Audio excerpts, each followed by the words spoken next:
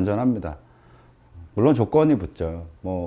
외과 수술 영역이라는 거는 집도의의 경험에 의존하는 경우가 많습니다. 물론 환자 요인도 있는데, 집도의가 100례 정도 무난하게 성공시키고 합병증이 없었던 분이면, 누구나 다 할 수 있지 않을까. 고로 수술이 그렇게 고난이도 테크닉은 아닙니다.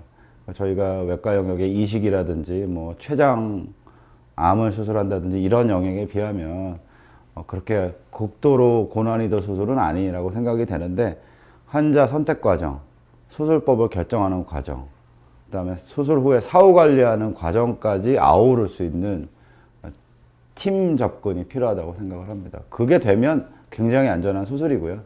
미국의 어떤 의사 선생님은 맹장처럼 생각하는 경우도 있고, 물론 저도 소매절 수술을 많이 해봤지만 굉장히 간단하고 부작용에 대한 이 막을 수 있는 노하우도 생겨 있고, 그래서 환자들한테 굉장히 자신감 있게 권하거든요. 그래서 반대로 누구나 다 수술이 될 거라고 생각하는 것도 좀 잘못된 것 같습니다.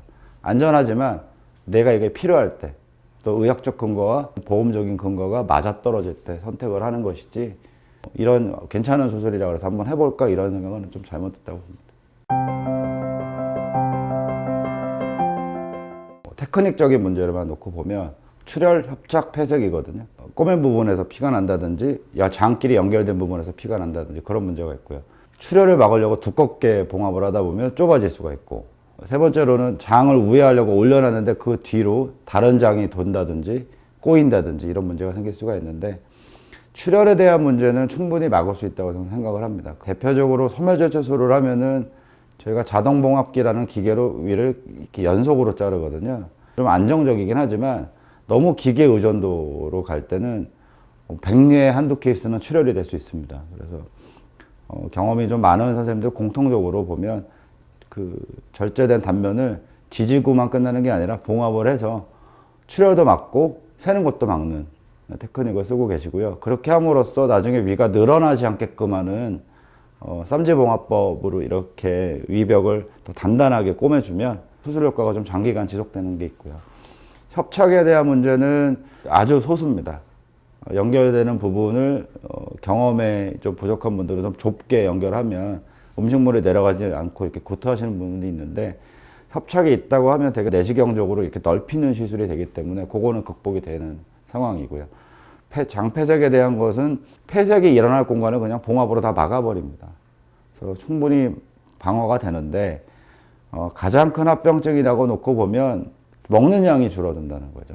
이거를 합병증으로 보게 되면 가장 크고 누구나 다 생기는 합병증이라는 거, 이걸 이해하셔야 되고요. 이 말씀을 꼭 드리는 이유는 언제 잘 먹느냐고 물어보세요. 수술을 한 뒤에. 왜 잘 먹어야 되냐고 제가 거꾸로 여쭤보거든요. 흡수를 막든 먹는 양 제한을 하든 우회를 하든 어떤 방법으로든 칼로리 제한을 위해서 장에 손을 대는 건데, 이 당뇨나 비만이 극복이 되면 잘 먹을 생각을 하고 계세요. 그건 안 됩니다. 잘 먹을 생각을 버리기 하기 위해서 인공적으로 내장을 바꾸는 수술이니까, 언제 잘 먹는다는 생각보다는 그냥 지금 만들어진 내장에 적합한, 내가 생명 유지에 필요한 영양소가 들어갈 수 있는 양만큼의 식사를 하고 그 다음에 당뇨에서 빠져나온 상태를 유지하면서 운동한다, 이렇게 가시면 될 것 같고요. 합병증에 대한 얘기 중에 또 꼭 드려야 될 게, 당뇨 환자들의 경우에 또는 비만 환자들의 경우에 목표까지 도달하지 않고 다시 찌거나 다시 혈당이 오르는 게 이제 그게 가장 신경 쓰이는 합병증이죠. 그걸 관리할 수 있어야 되거든요. 출혈이 된다든지 폐색이 온다든지 이런 기술적인 거 말고 내분비적으로 이 사람이 왜 당이 오르는지에 대해서 분석이 필요하고, 그런 합병증이 제일 저는 의미 있다고 생각을 합니다. 그래서 여러분들이 되게 걱정하시는 합병증은 외과 기술적인 합병증인데, 그 부분은 대부분을 극복할 수 있고, 전체적으로 1에서 3% 정도 생긴다고 돼 있거든요. 아주 대단위로 수술을 많이 하는 병원들은 1% 이하까지 나오기 때문에 큰 걱정 안 하셔도 됩니다. 수술이 성공했다라고 이제 좋아하시면서도 그 이면에는 좀 불편감이, 내가 이걸 왜 했을까 하는 얘기를 좀 제 앞에서도 하세요. 그래서 그 기간이 수술 후 3개월째가 제일 많고요. 좀 길게는 1년까지 그런 얘기를 하시는데 이유는 영양결핍입니다. 못 먹기 때문에 생기는. 대개는 탈모가 옵니다. 그래서 단백질 보충제를 들여서 단백질 소실을 막아서 이제 탈모도 예방하려고 하는데 좀 누구나 다 겪는 부분이 있어요.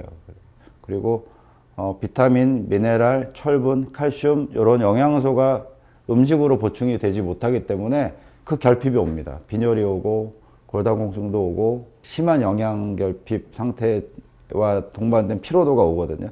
그래서 거기에 따른 보충요법을 하는데 하지만 그게 영구적이진 않다. 영양결핍에서 벗어나서 일반인들 식사량의 70% 수준까지 도달될 때 당뇨에서 빠져나왔을 때 이제 거기서 탈출할 수 있기 때문에 이거는 합병증이라기보다는 필연의 과정으로 받아들이셔야 될 것 같고요. 그거조차 없고자 한다면 이 수술은 엄두를 낼 수가 없어요. 지금 저한테 오시는 분들의 대부분이 당뇨만 놓고 보면 제가 당뇨약을 먹은 지 꽤 됐는데 조절이 안 돼요. 합병증이 좀 왔대요. 눈이 조금 망막이 망가졌다고 하네요. 이런 얘기를 하시는데 내과적인 치료를 하다가 안 됐을 때 하는 선택이 아니고요. 당뇨 진단을 받았을 때 내과적인 치료로 가서 내가 생활 습관을 조절하고 운동도 열심히 하고 이렇게 갈지 아니면 아예 대사 체계를 이 기회에 외과적으로 바꿀지 처음에 생각해야 되는 옵션입니다. 수술이라는 게 보통 내과적인 치료를 하고 안 되는 분들에 대해서 적용되는 게 수술인데 대사수술은 좀 다릅니다. 이 비만 대사수술은 당뇨의 경우에는 진단받았을 때가 제일 좋습니다. 환자분들이 그런 걸 모르시기 때문에 합병증 또는 인슐린 치료를 하자 이런 얘기를 들을 때 오시는데 좀 안타까운 분들이 있어요. 지금도 효과가 높지 않은 분들은 좀 일찍 오셨으면 하는 생각이 있거든요. 살이 빠져서 혈당이 조절된다고 착각을 하세요. 그게 절대 아니거든요. 저희 환자들 대부분 보면 인슐린을 30에서 60단위까지 맞는 분도 있고 세 종류의 약을 최대치까지 쓰시면서 오는 분도 있고 약에다가 인슐린을 병합하시는 분도 있고 펌프를 맞고 계신 분도 있거든요. 그 모든 분들의 공통 증상이 뭐냐면 입원 중에 이미 혈당이 조절됩니다. 근데 입원 중에는 체중 감량이 별로 없거든요. 그러면 체중 감량과 무관한 어떤 기전이 존재한다는 거거든요. 그게 바로 우회술이 갖고 있는 인크레틴 기전이라는 얘기입니다. 그러니까 혈당 조절은 수술 직후부터 됩니다. 단 완치라는 말을 쓸 정도의 약을 바로 끊는다든지 그거는 이렇게 바로 오진 않는데 예를 들면 약을 한 알에서 두 알 정도 아주 용량이 높지 않은 용량으로 드시는 분들은 수술 후에 거의 안 쓰는 경우가 많습니다. 바로 당뇨약을 끊고 정상 혈당이 유지되는 경우가 많고요. 아주 고용량의 약물을 드신다든지 인슐린 병합 치료를 한다든지 이런 분들은 먹는 약으로만 조절을 하면서 그 가짓수를 줄여나가는 방식을 취하는데 보통 6개월 정도면은 예전 용량의 20% 정도만 약 종류는 거의 한 종류만 갑니다. 그 다음에 끊는 거는 좀 개인차가 좀 있습니다. A, B, C, D 조건 중에 기간이 짧고 췌장 수치가 좋은 젊은 분들은 바로 끊는다고 보시면 됩니다. 관리 과정은 제가 환자분들한테 모든 분들한테 공통으로 하는 얘기가 있는데 망가뜨리는데 장사가 없다 이 얘기를 드리거든요. 소매제초소를 하든 루아이를 하든 어떤 식으로든 밥통을 줄여놨는데 이거를 토할지언정 나는 먹어보고 싶다는 욕구 때문에 드시면 늘어날 수밖에 없어요. 허벅지도 겨우 들어갈 정도의 옷을 계속 입다 보면 늘어나지 않습니까? 내장도 마찬가지입니다. 엄밀히 말하면 소매제초술 받는 분들은 허기를 못 느끼세요. 허기를 느끼는 부위를 절단해내거든요. 그런데 요즘처럼 먹방이 아주 그냥 만연하다는 이 시기에 TV만 틀어도 요리를 하니까 이제 눈에서 욕구가 생기는 거죠. 그렇게 해서 자꾸 도전을 하다 보면 위는 늘어납니다. 그래서 사후관리 1번은 절대량을 지키게 하는 거고요. 그 다음에 저칼로리 상태를 좀 즐기시라 그래요, 제가 오히려. 저희가 템플스테이처럼 어디 절에 들어가서 이렇게 금식하시는 분들 있잖아요. 3개월을 잘 지내셔라 얘기를 하고요. 그 이후에는 식사량을 늘어나는 걸 최대한 늦춥니다. 두 번째는 시간. 이 시간이 제일 어렵습니다. 저도 사실 5분에서 10분 안에 식사를 하는데 혼자 계실 때는 식사 시간은 30분을 지키시는데요.